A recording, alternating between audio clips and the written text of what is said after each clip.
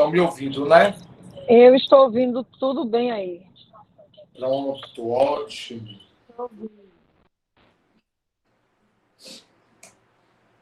Pronto. Vocês estão conseguindo ver algum slide passando aí na tela?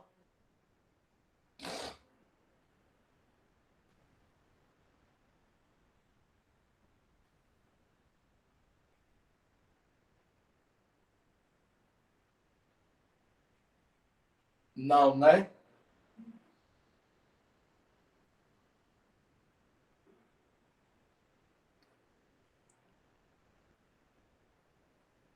Pronto.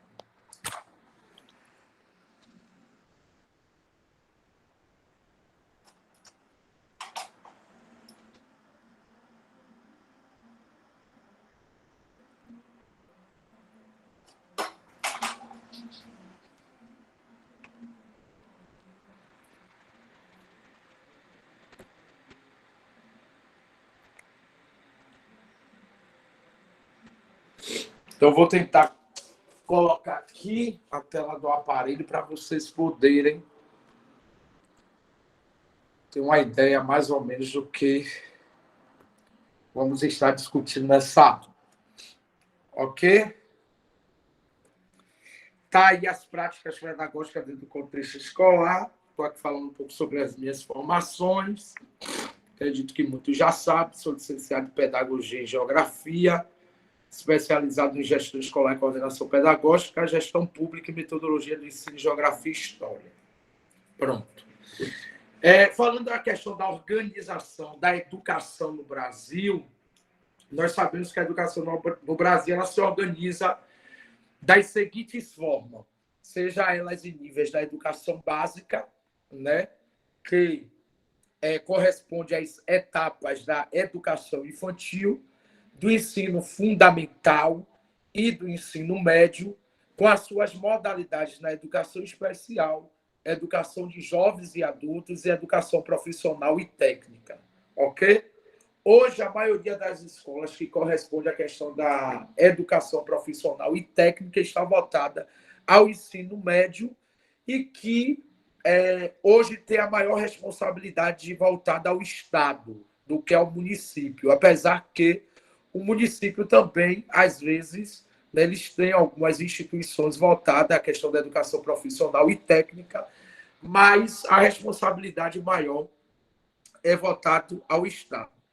Além da educação básica, nós sabemos também que tem o ensino superior, que é aqueles onde estão voltados a questão da graduação e da pós-graduação, que dentro da pós-graduação está as etapas de especialização, mestrado, doutorado e pós-doutorado, ok?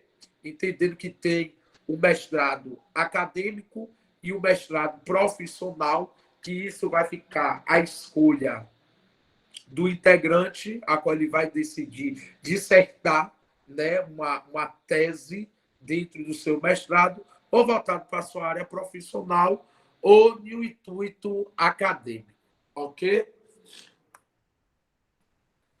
Também, dentro disso, tem os níveis e modalidades de ensino, que a educação básica está voltada à educação infantil, né, que é a primeira etapa da educação básica, onde são atendidos a crianças nas creches de 0 a 3 anos e a pré-escola, que são crianças de 4 e 5 anos. Gratuitas, mas não obrigatórias, até porque tem as escolas particulares, porém, é uma modalidade que é de competência dos municípios, porque eu acredito que no bairro de cada um de vocês, com certeza, deve ter aquela creche, principalmente, possa ter a privada, mas tem aquele que é municipal, que é de competência dos órgãos da prefeitura, onde atende essas crianças de 0 a 3 anos e algumas as pré-escolas de 4 e 5 anos, ok? Também tem as escolas de ensino fundamental, que é a segunda etapa, onde vão atender as crianças da primeira até o 5º ano, que é o ensino fundamental 1, ok? E também tem o ensino fundamental 2, que são atendidos já os pré-adolescentes, que é do 6º ao 9º ano, que são crianças de seus 11 a seus 14 anos, e o Fundamental 1, que são as crianças de seus 6 aos seus 10 anos de idade. E também tem o ensino médio, que é a terceira etapa, que é de extrema responsabilidade dos estados, que pode ser voltado ao ensino técnico, profissionalizante ou não, ok? Também eu quero salientar aqui que no ensino fundamental, principalmente o 1 e o 2, também tem a etapa voltada à educação de jovens e adultos, que são atendidos adolescentes de no mínimo 15 anos de idade, que também está inserida a questão da educação especial, ou seja, todas aquelas pessoas que têm uma necessidade especial, né, que têm suas habilidades aí dentro da educação inclusiva. Dentro do ensino médio, sendo de total responsabilidade do Estado, né, sabendo que essa etapa ela pode ser voltada ao técnico ou até mesmo ao profissionalizante, ou também pode não ter a modalidade técnica e nem profissionalizante, ok? Também pode ser atendida a educação profissional e tecnológica, a educação indígena, né, que é aquela educação voltada aos índios, a educação do campo, que está voltado à zona rural, e a educação de jovens e adultos, que é o EJA, que atende o pessoal aí de no mínimo 18 anos de idade por em diante, que no estado é conhecido como os eixo 6 ou eixo 7. Eixo 6, primeiro e segundo ano do ensino médio, e eixo 7, o terceiro ano do ensino médio. A educação de ensino superior é de competência da União, né, podendo ser oferecido por estados e municípios, desde que estes já tenham atendido os níveis pelo qual é responsável em sua totalidade. Cabe à União autorizar e fiscalizar as instituições privadas de ensino superior, onde também tem as instituições públicas, que aqui na Bahia tem aí a UNEB, tem a UFBA e o IFBA, ok? Na educação superior são cursos sequenciais, temos cursos e programas de extensões, que são voltados aos cursos de especialização, tem a educação profissional também, e tem a educação à distância.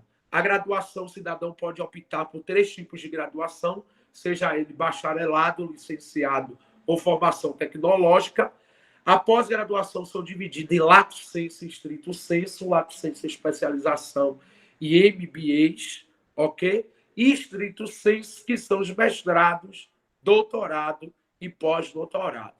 Salientando que, se um indivíduo ele sai da sua graduação e ele já deseja partir, né, diretamente para o mestrado, sem fazer especialização, ele pode sim ir direto para o mestrado, sem ter o desejo de se tornar especialista em alguma área.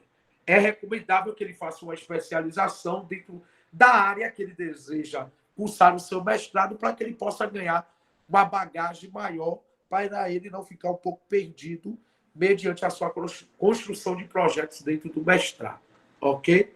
Depois do mestrado, doutorado e pós-doutorado. Para se fazer o pós-doutorado, é exigente que o indivíduo ele tenha, assim, o doutorado, ok? Alguma dúvida? Alguém tem alguma coisa a perguntar em relação a essa organização aí da educação no Brasil?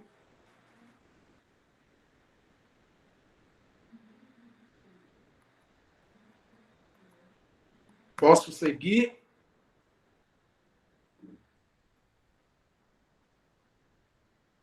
Pode seguir. Pronto.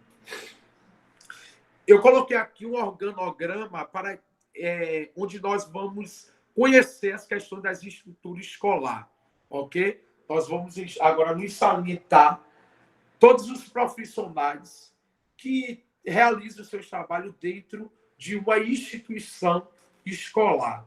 Quando a gente está dentro do curso de pedagogia, a gente vai se descobrindo, né, qual é a área que mais a gente se identifica. Eu mesmo, durante o meu curso de pedagogia, a área que eu muito me identifiquei foi a área da gestão e da coordenação pedagógica.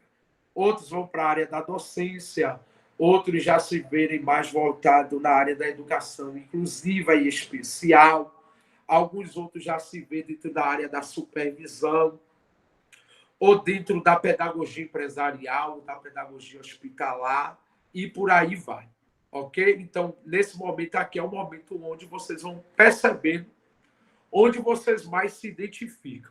E dentro de toda a estrutura escolar, a primeira coisa que nós vamos compor aí é a questão dos gestores, que é aquele profissional que está aberto para novas discussões. Né? O gestor ele é a ponte que faz o encontro da escola com a comunidade, numa perspectiva de que todos os envolvidos sintam-se motivados e interagidos. Né? O diretor, como o vice-diretor escolar, ele é o profissional que escuta e, junto a todo o planejamento, ele responde sobre o financeiro, o administrativo, o pedagógico e o político da escola. Ou seja, é aquela pessoa que é responsável pela instituição. Ele responde pela equipe, ele responde pela instituição. E o gestor é aquele profissional que faz todas as coisas acontecerem dentro da escola. Ele tem o papel de investigar, né, e de ingerir os meios para que tudo aquilo que vem a acontecer dentro da instituição possa acontecer da melhor forma possível. Além dos gestores, temos o conselho escolar, que é uma unidade executora responsável em tomadas de decisões no que diz respeito ao financeiro, ao pedagógico, ao organizacional e o político junto aos gestores. O conselho escolar é formado por equipes docentes, discentes, pais, funcionários e também pela própria comunidade. Eu acredito que todos vocês já ouviram falar sobre, né, o conselho escolar, que é aquele que é formado durante todo o início do ano, onde eles deverão estar participando de todas as reuniões que é voltada às tomadas de decisão da instituição. Ou seja, nenhum gestor ele pode tomar decisão sem primeiro ele recorrer ao conselho escolar. Exemplo, o gestor ele quer comprar um bebedouro novo para a escola. Ele recebe a verba, né, que vem lá do Fundeb, que vem do MEC, que é passado para o Estado repassa para a Prefeitura Municipal, a Prefeitura repassa para a instituição escolar. Só que antes do gestor poder comprar esse bebedouro, ele primeiro precisa recorrer ao conselho escolar, para ver se o conselho escolar vai concordar, vai aprovar com a compra, porque muitas das vezes a escola está precisando de outras coisas mais urgentes do que o próprio bebedouro, então o conselho escolar vai deliberar junto com o diretor se realmente a escola naquele momento está com a necessidade de um novo bebedouro. Não só o bebedouro, como pode ser armários, como pode ser livros pedagógicos para a biblioteca, como pode ser computadores, vamos dizer, uma geladeira para a instituição, materiais escolares. Então, tudo antes desse gestor poder comprar, ele vai precisar, primeiramente, recorrer ao conselho escolar. O conselho escolar ele tem um papel fundamental de investigar o trabalho desses diretores, ok? Ele tem esse papel fundamental de investigar todos os trabalhos que são desenvolvidos pelos diretores. É tanto que o conselho não pode ser formado por escolhas de professores, mas sim de gestores, desculpa, mas sim por votação. Ok? As pessoas que estiverem presentes no dia da formação do conselho, eles se candidatam e acontece uma eleição no momento para ver, diante dos votos, se eles podem ou não fazer parte do conselho escolar. Certo? E esse conselho ele pode ser constituído tanto por docentes, como discentes, como por pais, funcionários ou comunidades. Toda a gestão democrática, ele é a favor e investe, ouve o conselho escolar. Então, eu acredito que eu estou me dando aqui com futuros gestores democráticos, que quando fizerem as coisas acontecerem das instituições, vocês possam ouvir, né, e envolver o conselho escolar dentro das suas programações e planejamentos para a instituição a qual vocês estão administrando.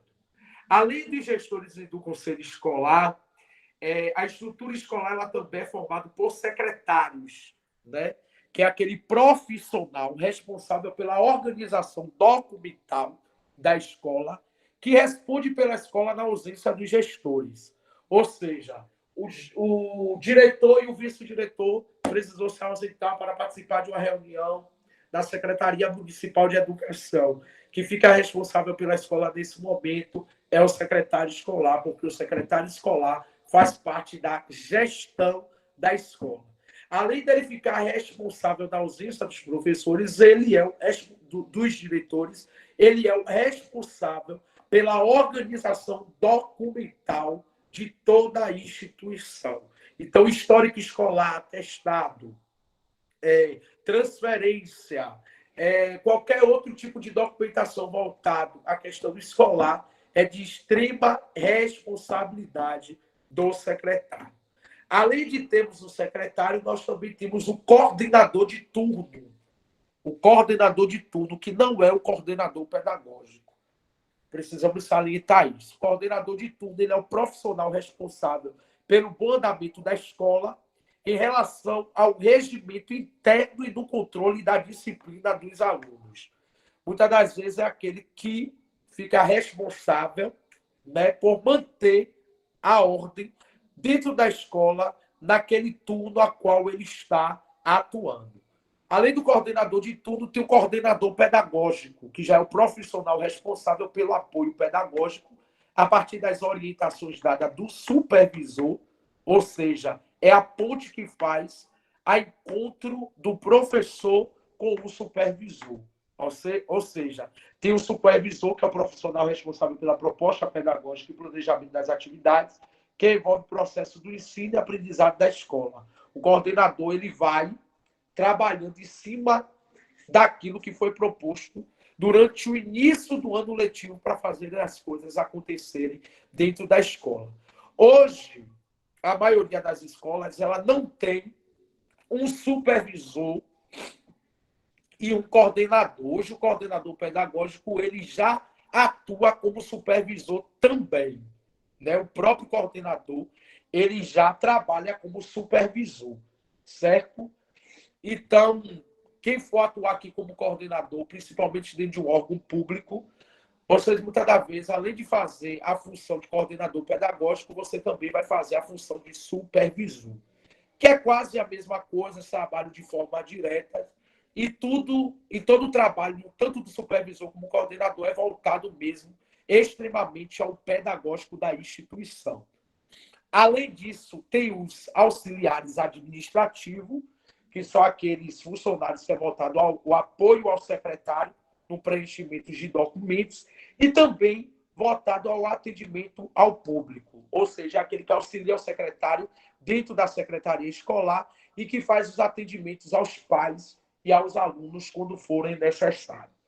Além disso, também tem os professores, que é o profissional responsável pelo processo de ensino-aprendizado na formação dos cidadãos, como eu costumo sempre dizer.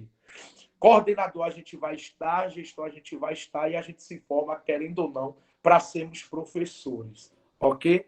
Porque não existe concurso público para diretor escolar, então diretor escolar hoje é um cargo de confiança, pautado em lei é um cargo de confiança, e eu costumo sempre dizer, a gente estar diretor não é diretor, então pode estar hoje, amanhã pode não estar mais. Você pode ficar 2, 3, 4, 5, 10 anos, mas a qualquer momento você pode voltar para a sua sala de aula. Da mesma forma, é coordenador pedagógico. Hoje já existe concurso público para coordenador pedagógico. Porém, muitos municípios, a maioria, também é cargo de confiança, certo? Então, muitos está, mas não é coordenador, é professor e a qualquer momento pode também voltar para a sua sala de aula.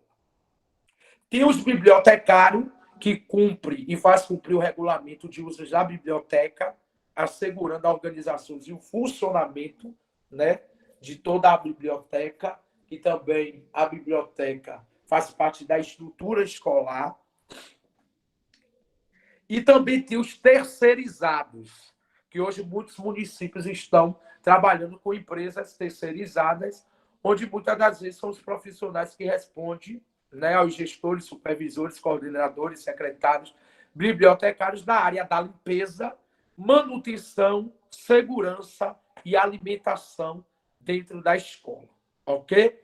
Então, dentro do organograma da estrutura escolar, nós vemos aí a atuação dos gestores, do conselho escolar, do secretário, do coordenador de turno, auxiliares administrativos, supervisor e coordenador pedagógico, professores, bibliotecários e também os profissionais que estão terceirizados.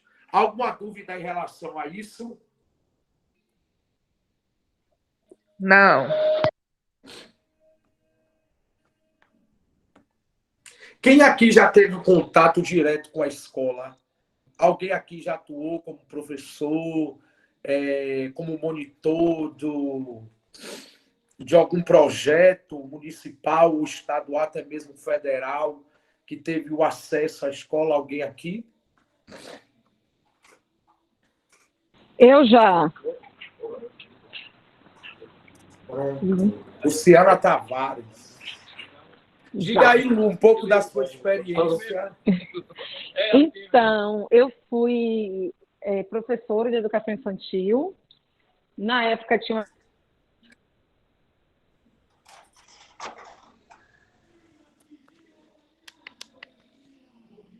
Eu não estou conseguindo ouvir Luciana. Fui Está falhando. coordenadora.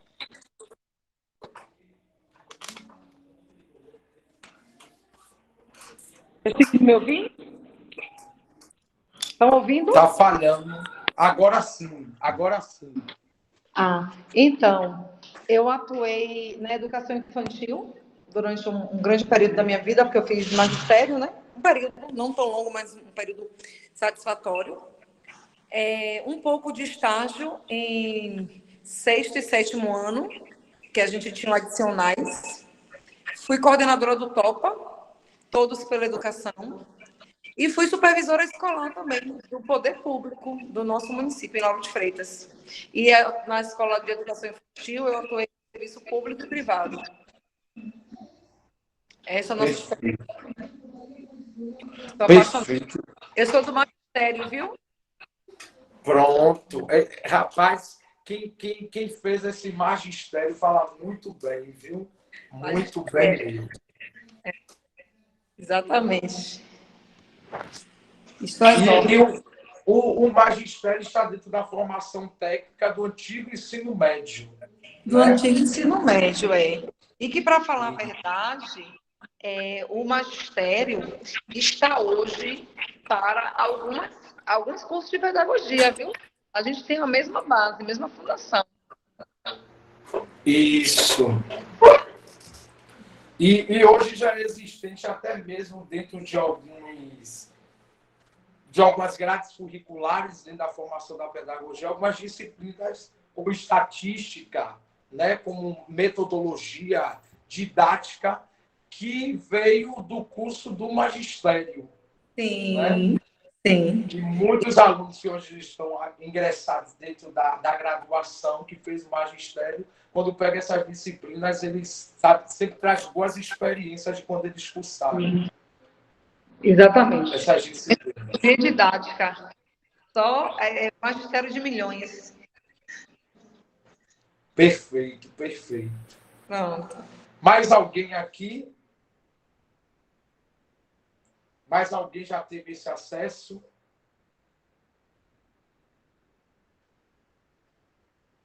A escola já tem experiência em sala de aula? Foi coordenador de algum projeto?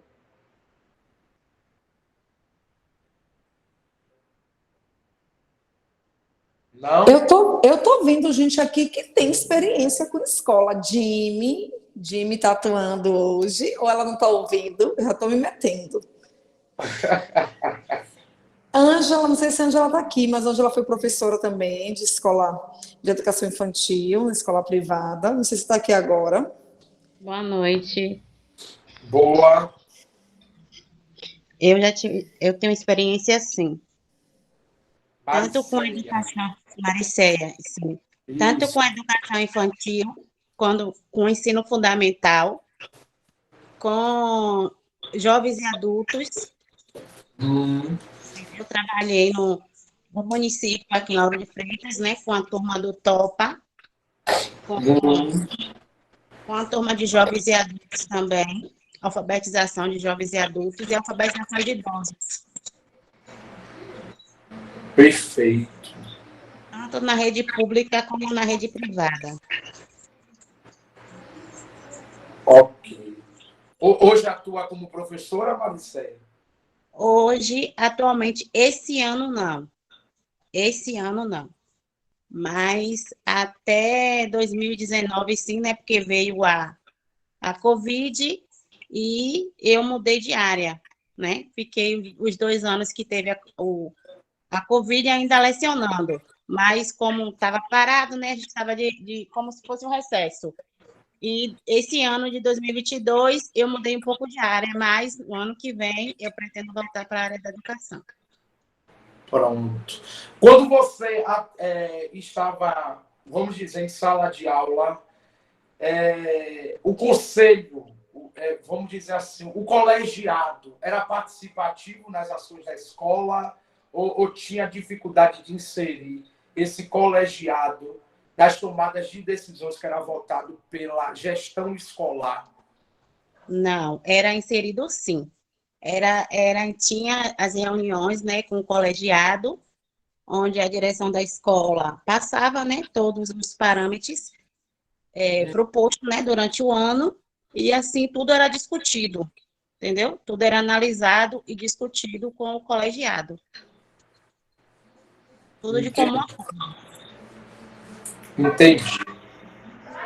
Boa noite, Boa noite. me chamo Eliane. Eu não sou professora, porém trabalho em escola.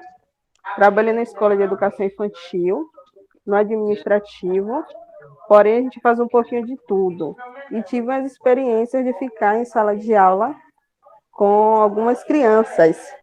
E a partir dessa vivência que eu tomei a decisão de fazer pedagogia, por ter visto, né, a alegria de uma criança conseguir escrever a primeira letra, conseguiu pintar, de conhecer as cores. Aí eu me apaixonei pela educação e a partir daí estou fazendo pedagogia. E atualmente continuo na educação como administrativo, porém em uma escola de ensino fundamental 1. E também já tive experiência de ficar em sala de aula, né, de ajudar o professor a passar algum tipo de conteúdo e assunto. E é totalmente Como diferente, auxiliar de porém, classe, no caso. exatamente. É diferente, mas é prazeroso quando você vê o resultado, né, da atividade proposta, a realização de cada aluno. E também fiz parte de colegiado também escolar.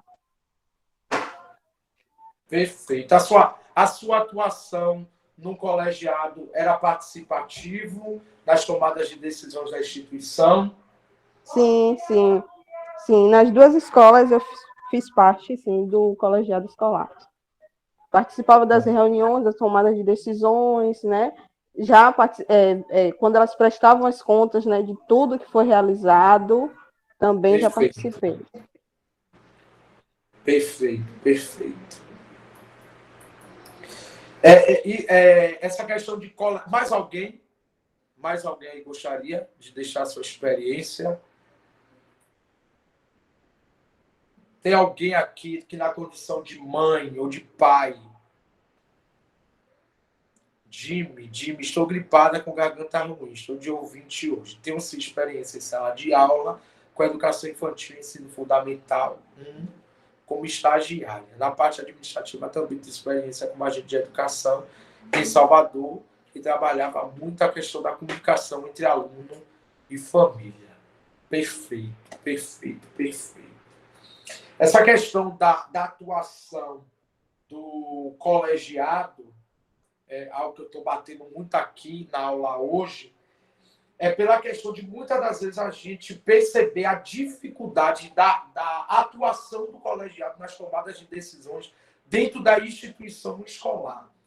Porque o colegiado ele precisa estar ciente tanto do que vai ser investido na instituição, como o colegiado ele precisa estar também ciente da prestação de conta, da gestão para com o colegiado e para a comunidade daquilo que está sendo feito dentro da instituição, que muitas das vezes não acontece em algumas instituições, essa questão da prestação de conta.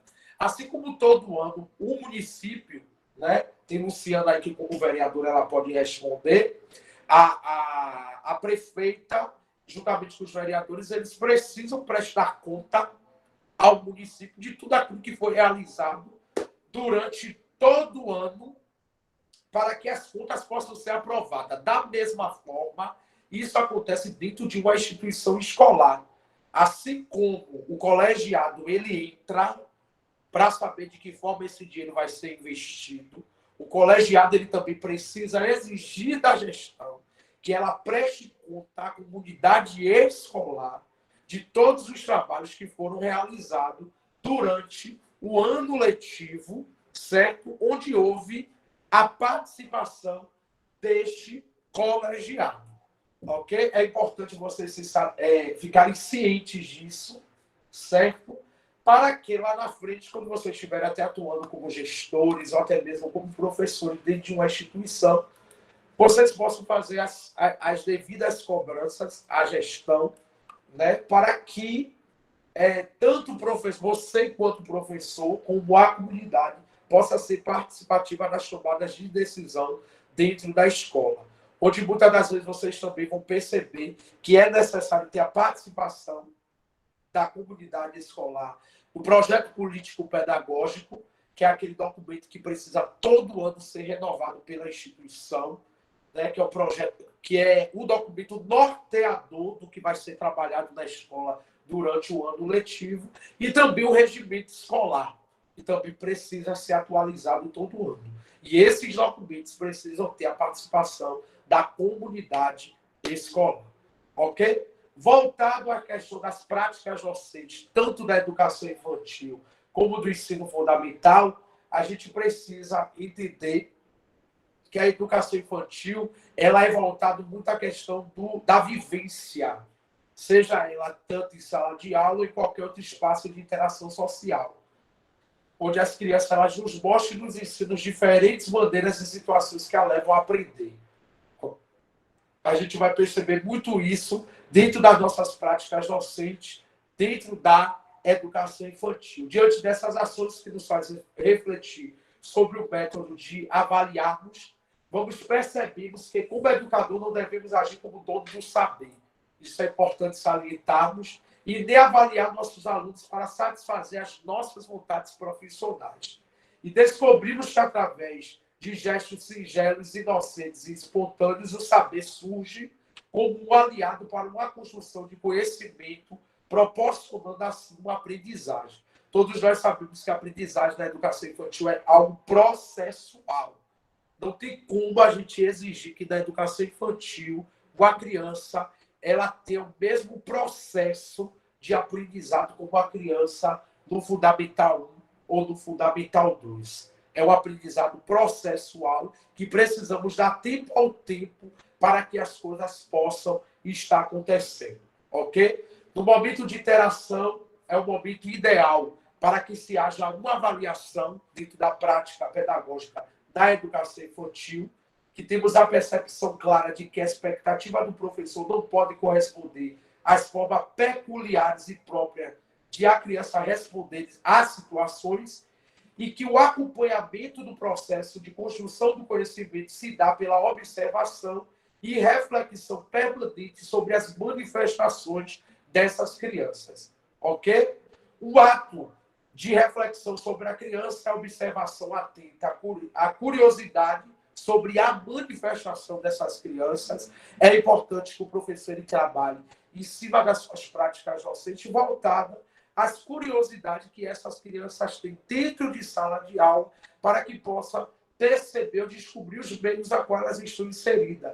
e levando elas mesmas a refletir sobre o significado dessas manifestações em termos de seus desenvolvimentos. Ok? Qual é a prática avaliativa que um professor, dentro da educação infantil, precisa ter? A avaliação classificatória, que é a correção de tarefas, e a verificação periódica de questões certas ou erradas. Ou seja, eu vou corrigir a tarefa dessa criança e vou verificando de forma periódica o que a criança consegue acertar ou o que ela consegue errar, entendendo que elas erram para acertar. Errou, dá chance de fazer, errou de novo, dá outra chance de fazer, porque nós entendemos que o erro é que chega um momento que nós vamos acertando.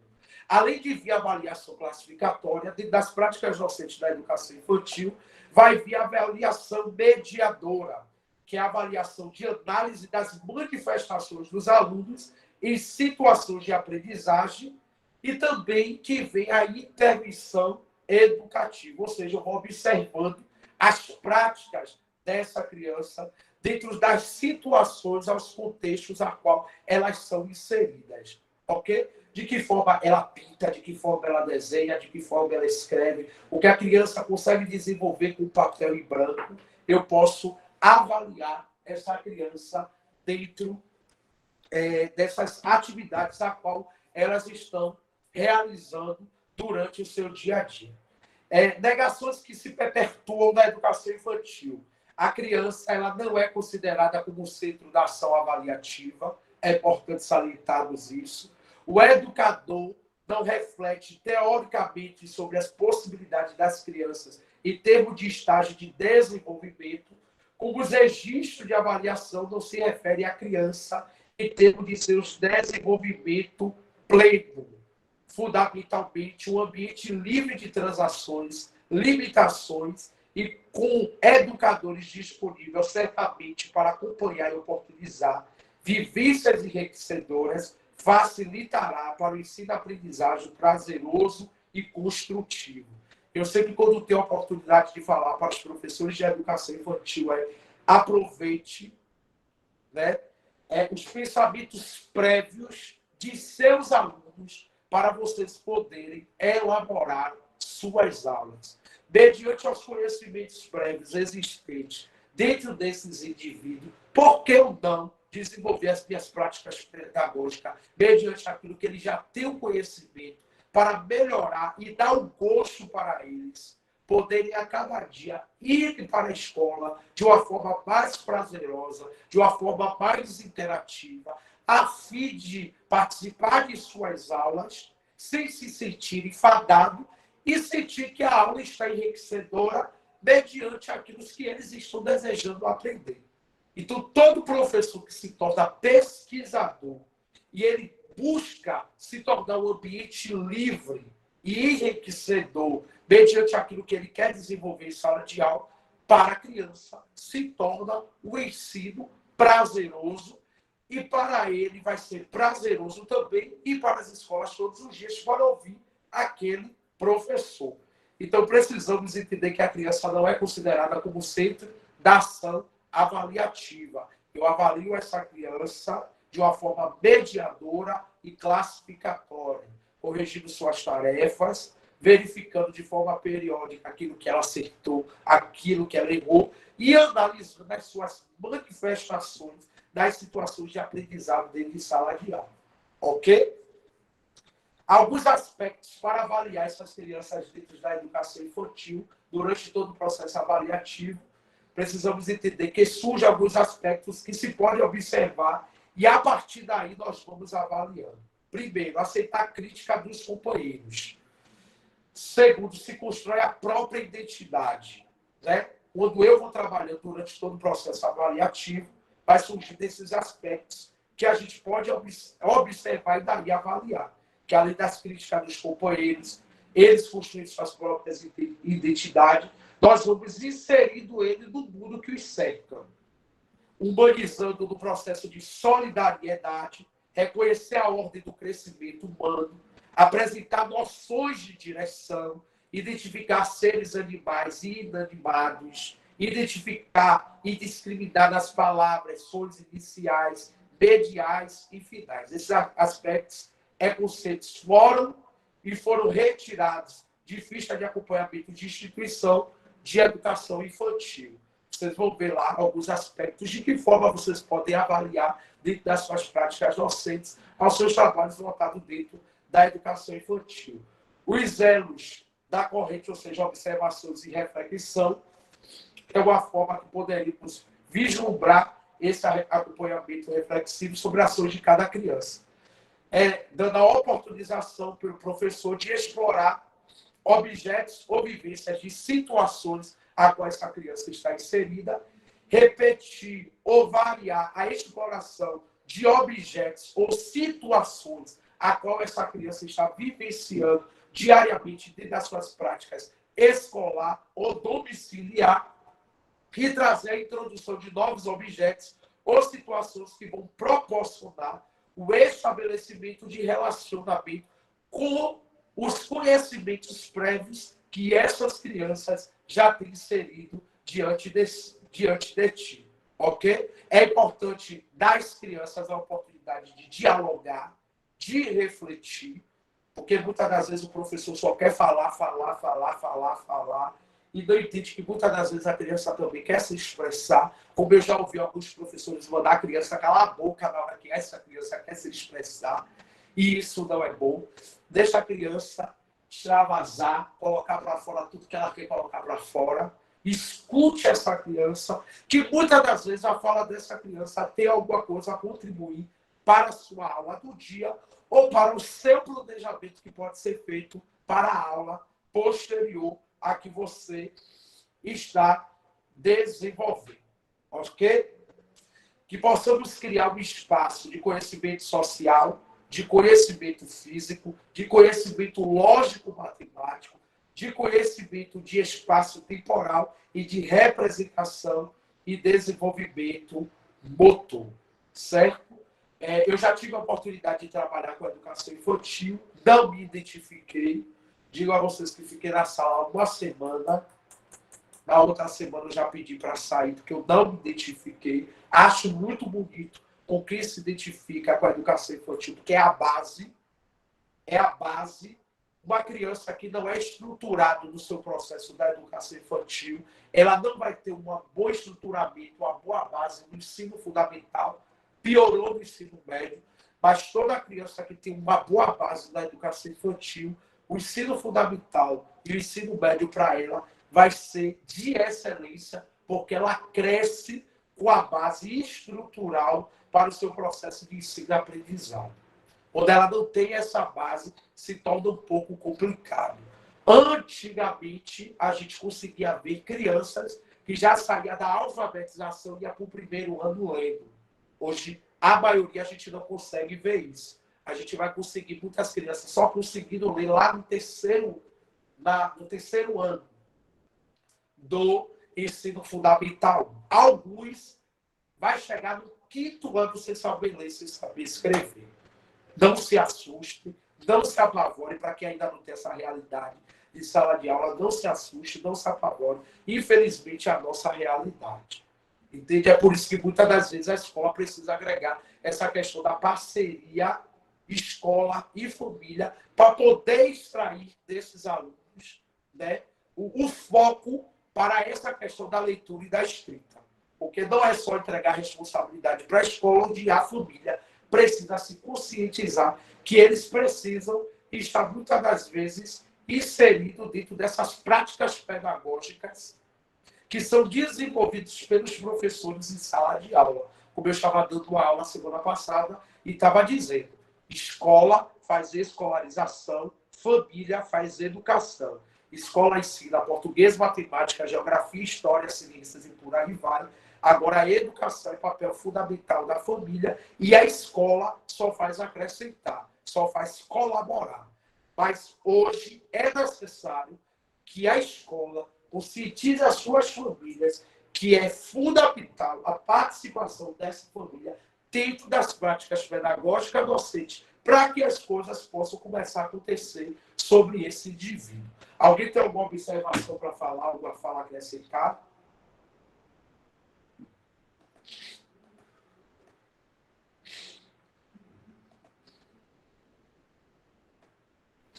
Essa fala sua de parceria entre escola e família é fundamental, porque tem situações que eu vejo que a família joga total a responsabilidade para a escola de educar o filho, cobrando além do que se deve, sendo que é uma parceria. A escola não funciona sozinha, né? Precisa haver um diálogo, precisa haver responsabilidade de ambas e principalmente entrega, porque eu acredito que quando se compartilha e todos em conjunto em busca de algo, o resultado é muito melhor. E sobre o que você falou de crianças que chegam no fundamental sem ler, atualmente eu tenho vivido isso, onde eu trabalho, tem muitas crianças que não sabem ler, tem muitas crianças que não sabem escrever. E com isso, há dificuldade, porque viemos de um ano pandêmico e quando não podia se reprovar, não pôde se reprovar essas crianças. Elas tiveram que passar adiante sem saber ler e sem saber escrever. Pronto. Perfeito. Essa fala aí de Ivone. Gente, não se assuste, porque assim, ó, eu hoje trabalho com alunos do Fundamental 2 e do ensino médio. Eu tenho alunos do ensino médio que têm dificuldade na leitura. Eu tenho alunos do ensino médio que não conseguem estruturar uma redação. No Fundamental 2, você tem professor aqui que está no Fundamental 2, da mesma forma. Tem alunos no Fundamental 2, por exemplo, hoje eu trabalho na escola de Fundamental 2, onde a gente precisou desenvolver um projeto interno dentro da instituição para trabalhar com os alunos não alfabetizados. Ou seja, nós temos alunos no 6º ano que ainda não sabem ler e não sabem escrever. Entende? Infelizmente, as políticas públicas hoje exigem que aconteçam algumas aprovações de alguns alunos, mesmo ele não sabendo ler, mesmo não sabendo escrever, por mais que eu, enquanto professor, entenda que aquele aluno não tem capacidade de passar para a próxima série, mas hoje o próprio sistema, muitas das vezes, aprova esses alunos.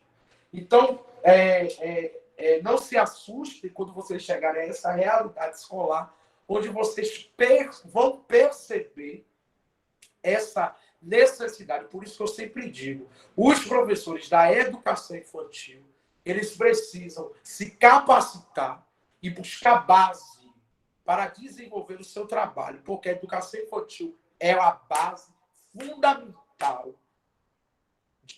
dentro do processo de ensino e aprendizado para uma criança.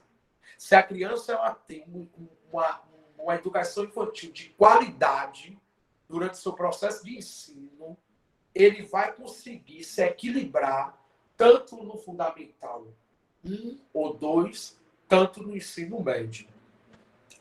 Antigamente, uma criança não poderia sair da alfabetização sem saber ler ou sem, pelo menos, saber escrever. Ele não era aprovado automaticamente. Hoje, a lei diz que a criança ela tem até o 3º ano do Fundamental 1 para aprender a ler e escrever. Entende? Então, muitas das vezes, quando vocês chegarem a essa realidade que você quiser lá e reprovar um aluno na primeira série porque não sabe ler, o sistema ele não te deixa reprovar, porque hoje, né, se acredita que a criança tem até o 3º ano para se saber ler e escrever. Mas não é só essa realidade, é que você vai chegar no Fundamental 2 e no ensino médio e vai encontrar a mesma situação.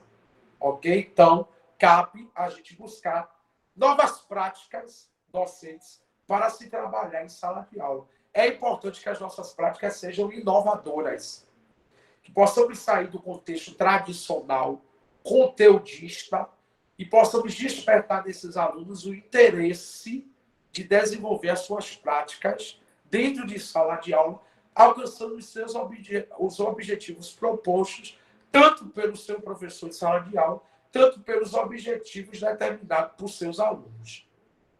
Ok? Alguém tem alguma coisa a falar, a abordar?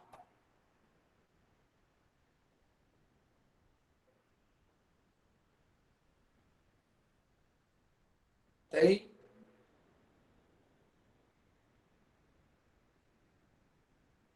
Diga de mim, na minha opinião, uma boa base da educação infantil nos processos de alfabetização é muito importante. Quando eles chegam no terceiro ano, sem essa base, a dificuldade é grande para eles, na minha opinião. Com certeza. Com certeza. Hoje eu estou orientando professores da educação infantil em uma escola privada e eu tenho um desafio aos professores do grupo 5, de pelo menos as crianças saírem conhecendo os numerais, as letras, escrevendo seu nome completo e, pelo menos, já ir para o primeiro ano lendo. Eu dei esse desafio a esses professores do grupo 5, né? Porque eu acho fundamental, pelo menos, que ele vá para o primeiro ano do ensino fundamental, conhecendo tanto os numerais, como as letras, como escrevendo o seu nome, né? Onde muitas das vezes a gente também peca muito por trabalhar muito na letra bastão da educação infantil. Eu sou um pouco contra a professora que só trabalha com a letra bastão e não com a letra cursiva, que muitas das vezes a criança também tem a dificuldade no processo do fundamental de deixar a letra bastão para ir para a cursiva. E eu acho que pode sim se trabalhar as duas modalidades, tanto bastão como a cursiva, para que a criança ele não tenha essa dificuldade quando o professor exija no fundamental que ele escreva para a letra cursiva. Né? É uma das coisas também que nós precisamos tomar muito cuidado. Então, na educação infantil, quando for ensinar essas crianças a aprenderem a questão das letras, ensinem a eles tanto a letra A da forma cursiva como do bastão, para que a criança já possa ter esse contato direto. Porque muitas das vezes a criança só consegue identificar a letra A de uma forma bastão. Quando vai apresentar ela de uma forma cursiva, ela não sabe o que é a letra A. Então, muitas das vezes é importante podermos já, dentro das nossas práticas pedagógicas, fazermos essa relação. Hoje, se pegarmos o livro da educação infantil, nós conseguimos perceber que a maioria das atividades que eu trabalho com letras vê a letra de forma bastão, de forma cursiva, para que a criança não se sinta com dificuldade nesse processo de aprendizado. Com a questão da aprovação automática. Uma boa. Não deveria ser lei, infelizmente não é possível, com a questão da aprovação automática. Infelizmente, hoje já existe a questão da aprovação automática, que o professor, querendo ou não, o próprio sistema, ele já aprova essas crianças. O ensino fundamental 1, nós sabemos que já é um número de disciplina maiores do que a educação infantil, certo? Já é mais aprofundado.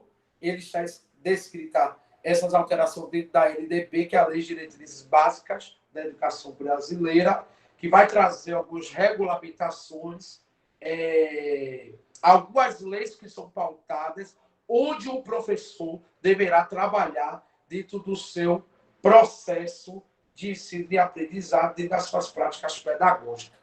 Eu, inclusive, indico a vocês a terem acesso à LDB, leiam as leis de diretrizes e bases da educação, onde vocês vão ter o acesso do que é permitido e do que não é permitido um professor estar realizando dentro de sala de aula. Acho isso muito importante. Ok? Alguma dúvida, alguma fala a acrescentar daquilo que nós falamos? A atividade proposta dessa aula para vocês vão... Não é um estágio, ok? Não é um estágio, mas vocês vão receber aí no e-mail um documento onde vocês vão em uma instituição escolar observar aquilo que está solicitando no documento e responder essas devidas questões, certo? Então, fique ciente que não é um estágio, é uma atividade de observação, onde você vai ter acesso à instituição escolar, você vai observar, vai responder as questões que estão lá nessa atividade e depois você vai nos passar para podermos corrigir. Certo? Observe bastante tanto as práticas pedagógicas, tanto as repartições dentro da instituição escolar. Veja de que forma esses profissionais eles estão trabalhando, de que forma essas repartições dentro da escola, seja professor, coordenador, secretário, auxiliar administrativo, tem trabalhado e se tem trabalhado para o bom andamento das práticas educativas de qualidades dentro de uma instituição. Tá bom? Alguma dúvida?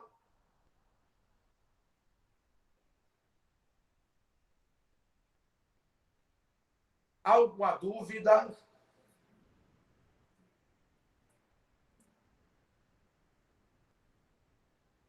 Eu acredito que não, né?